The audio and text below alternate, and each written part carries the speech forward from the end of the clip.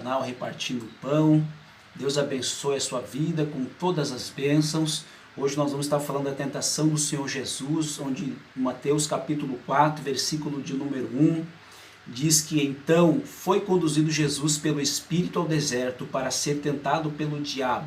Então, tendo jejuado 40 dias e 40 noites, depois teve fome.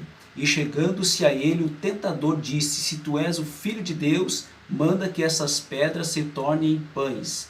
Ele, porém, respondendo, disse: está escrito, nem só de pão viverá o homem, mas de toda a palavra que sai da boca de Deus. Então o diabo transportou a cidade santa e colocou-o sobre o pináculo do templo e disse-lhe: se tu és o Filho de Deus, lança-te daqui abaixo, porque está escrito: aos seus anjos dará ordens ao seu respeito, e tomar-te-ão nas mãos para que nunca tropeces em alguma pedra. Disse-lhe Jesus: também está escrito: não tentarás o Senhor teu Deus. Novamente o transportou o diabo a um monte muito alto e lhe mostrou-lhe todos os reinos do mundo e a glória deles. E disse-lhe: tudo isso te darei, se prostrado me adorares. Então disse-lhe Jesus: vai-te, Satanás, porque está escrito: ao Senhor teu Deus adorarás e só a ele servirás. Então o diabo o deixou, e eis que chegaram os anjos e o serviram.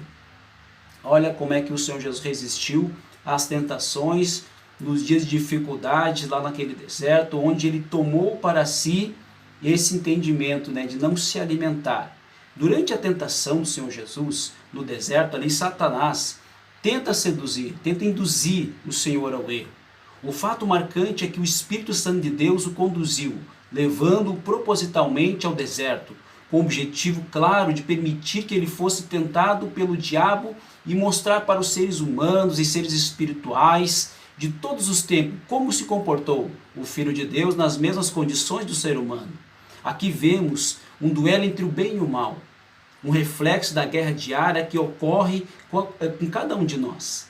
E em alguns momentos de nossas vidas, nós tropeçamos repetidas vezes em alguns pecados e algumas coisas. E alguns de nós passam até a acreditar que estamos destinados ao fracasso. Mas ao observar a tentação do Senhor Jesus, nossas perspectivas elas mudam. Jesus firmou-se na palavra de Deus para vencer o inimigo, e assim nós devemos agir nas nossas vidas para obter as vitórias. Podemos analisar e perceber que o diabo o testou nas principais áreas e as necessidades que o ser humano existem, necessidades espirituais, fisiológicas, necessidade de autoestima, necessidade de poder. Podemos ter uma clara ideia de como isso aconteceu ao analisar as tentações em nossas próprias vidas. Veja que ao sermos tentados, dificilmente nós caímos no primeiro convite. Ou seja, o pecado é concebido e após um período de insistência, quando começamos a dar ouvidos ao inimigo e acabamos cedendo. Já o Senhor Jesus, ao contrário de nós, não tinha a opção de falhar, e a menor falha dele colocaria todo o projeto de redenção a se perder, porque como Cordeiro de Deus, ele deveria oferecer a sua vida como um sacrifício perfeito, tal como a lei exigia. E além disso, um propósito de nos ensinar a vencer as tentações por meio da palavra de Deus, do jejum, da oração. O escritor de Hebreus diz que Jesus, como nós, passou por todo tipo de tentação, porém sem pecado. Hebreus 4, versículo de número 11. Meus amados, quero fazer uma observação. Uma vida de intimidade com Deus tem que estar associada com santificação. A pessoa vai se separando, vai se abstendo de todos os pensamentos ou coisas negativas que cercam a vida dela, se consagrando a Deus. O nosso mestre vivia dirigido pelo Espírito Santo de Deus. Ele sabia ouvir a voz do Espírito Santo, estava sensível à voz, à instrução dele, por mais difícil que ela fosse. E mediante tamanha dificuldade, a sua atitude foi a consagração por meio do jejum e da oração. Aqui no versículo 2 fala. Percebemos que nessa primeira tentação, o adversário ataca de forma sutil a necessidade fisiológica do Senhor. E podemos perceber que o tentador estuda as nossas necessidades que estão em evidência. Ele usa elas contra nós mesmos. Por isso é que devemos conhecer a nós mesmos para não entrar em pecado contra o nosso Criador. Temos que nos autoavaliar, entender quais as nossas fraquezas para andarmos vigilantes nessas áreas. Porque todos nós temos necessidades, não é verdade? e o nosso adversário as usa para nos enfraquecer. Sem se alimentar por 40 dias e já nos limites do que o corpo humano poderia suportar, o Senhor Jesus precisava sobreviver para cumprir sua missão de salvar a humanidade. Então no versos 4 fala, nem só de pão viverá o homem, mas de toda palavra que sai da boca de Deus. Aqui o Senhor Jesus está citando as palavras de Moisés. Então está lá no livro de Deuteronômio, vamos tomar a sua Bíblia e vamos ler comigo, no versículo de número 2, diz assim, Deuteronômio 8, e te lembrarás de todo o caminho pelo qual o Senhor teu Deus te guiou no deserto estes 40 anos, para te humilhar, para te tentar, para saber o que estava no teu coração, se guardarias os seus mandamentos ou não. E te humilhou, e te deixou ter fome, e te sustentou com o maná, que tu não conheceste, nem teus pais o conheceram, para te dar a entender que o homem não viverá só de pão, mas que de tudo o que sai da boca do Senhor viverá o homem. Então, meus amados, nosso Deus permitiu, Ele usa em muitas situações das nossas privações, necessidades, para nos provar se estamos mesmo dispostos a obedecer aos seus mandamentos. E sabemos que o povo de Israel lá no deserto, ele foi reprovado no teste. Eles demonstraram uma falta de confiança no nosso Deus. O que o Senhor Jesus estava fazendo era uma representação do que havia acontecido com o povo de Deus lá no deserto. O povo errou, o povo pecou, por não saber esperar a providência divina. Murmurou, o povo também reclamou contra Moisés, contra Arão, contra Deus. O povo não teve fé em Deus, essa é a verdade. E a falta de fé é pecado. Está lá no livro de Hebreus, capítulo 11, versículo de número 6, que fala: ora, sem fé é impossível agradar-lhe, porque é necessário aquele que se aproxima de Deus, creia que Ele existe e que Ele é galardoador daqueles que o buscam. Já o Senhor Jesus, ao contrário de nós, não caiu na tentação de transformar as pedras em pães, senão ele estaria violando a necessidade de ter fé. Ele sabia que tinha que esperar que as suas necessidades fossem supridas pelo Pai. E após suportar a tentação, é isso que acontece. Ele é recompensado e passou na provação e é atendido. No verso de número 11, então o diabo o deixou, e eis que chegaram os anjos serviram. Isso nos mostra que para vivermos uma vida plena e feliz, é preciso mais do que necessário o alimento físico, material, pois o nosso corpo humano tem essas necessidades. Essas coisas envolvem dinheiro, também descanso, sono, abrigo, proteção, amizade, família, amor, carinho e tantas outras coisas poderia citar, que são necessárias ao perfeito funcionamento do corpo humano, das pessoas. Então, quando entendemos que o ser humano nasce incompleto, inacabado, e se vê em um processo constante de construção durante toda a sua vida, a verdade é que não nascemos prontos, meus queridos. E assim como precisamos do alimento físico para o nosso corpo, necessitamos também de outros elementos que nos formam, nos constroem, nos edificam ao longo da nossa vida. Mais do que apenas pão, e sim a soma de outros fatores que contribuem para essa construção contínua da nossa formação, uma vida com Deus, observando a palavra do Senhor.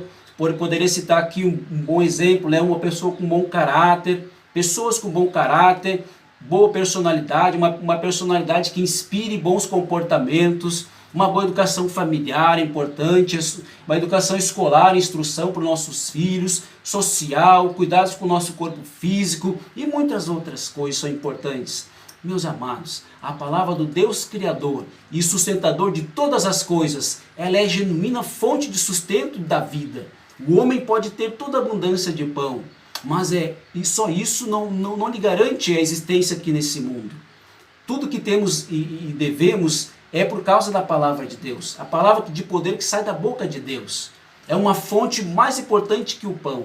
Ela nutre as nossas necessidades espirituais de uma maneira que nos beneficia tanto aqui nessa terra, aqui nessa vida, como também na eternidade. Então, continuando no versículo de número 5, na segunda tentação do Senhor Jesus, mais uma vez, o diabo provocando o Senhor, dizendo: se tu és o Filho de Deus.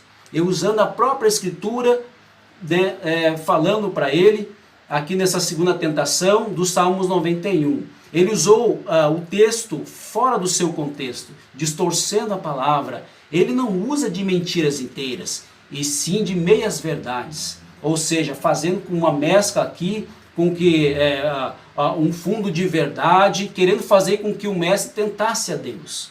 Aqui é uma lição para nós também. Não devemos tentar a Deus em nenhum momento da nossa vida. Por mais que tenhamos muita fé e a nossa vida seja uma prova viva do amor de Deus, somos testemunhas vivas de Deus aqui nessa terra. Claro que nós sabemos que Deus é misericórdia, guarda as nossas vidas, nos livra, nos sustenta, mas existem coisas que são lícitas, mas tem coisas também, nem todas as coisas nos convêm. 1 Coríntios 6,12 fala sobre isso. Nós não podemos tomar medidas nem ações ou omissões, amados, sabendo que vai dar errado no final. E como desculpa, nós podemos invocar o poder de Deus, a proteção de Deus. Eu posso dar um exemplo aqui. Se eu sou um estudante e preciso tirar boas notas nas provas, mas eu sou estudante que não estudo, não leio livros, não me esforço, não faço exercício, nem dou valor para os professores na sala de aula, desperdiçando meu tempo lá, ou nas redes sociais, no Facebook, Instagram. Não que seja errado isso, mas há tempo para todas as coisas. Daí eu fico no meu pensamento, Deus vai me ajudar, Ele vai me socorrer. E eu pergunto, será que dessa maneira eu vou ter boas notas? Certamente não, né?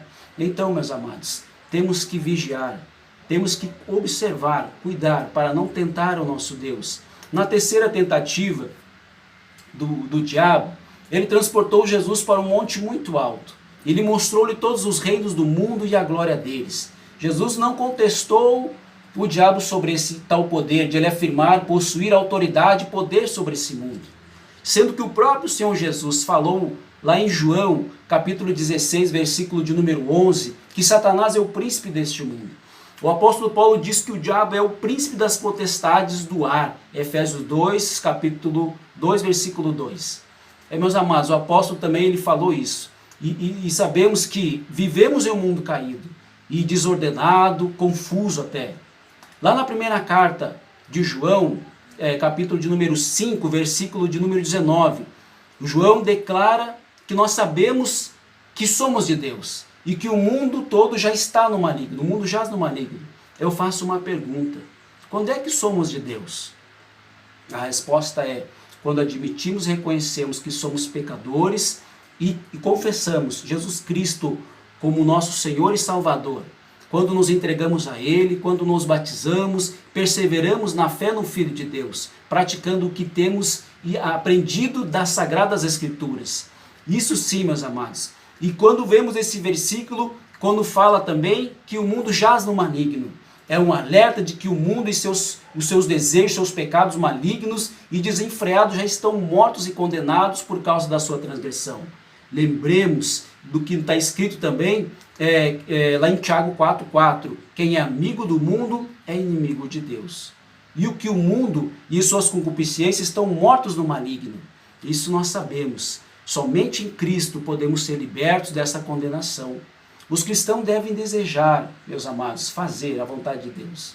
E mesmo que venham as perseguições, as injustiças e muitas outras coisas contra a nossa vida, nós temos que perseverar, ficar firme no nosso Senhor, Salvador Jesus Cristo, que é a palavra de Deus.